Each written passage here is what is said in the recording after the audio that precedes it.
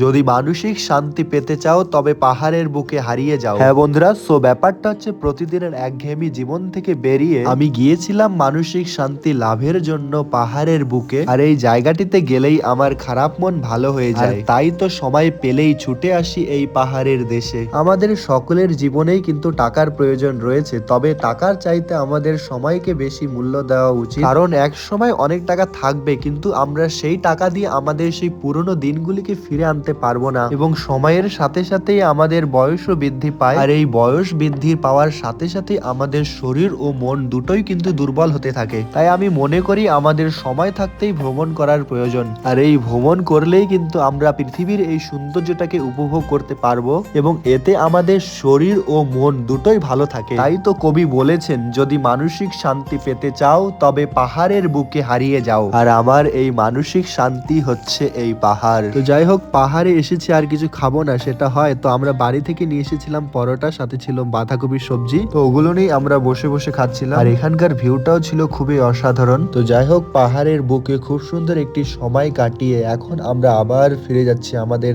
ব্যস্ততম জীবনে।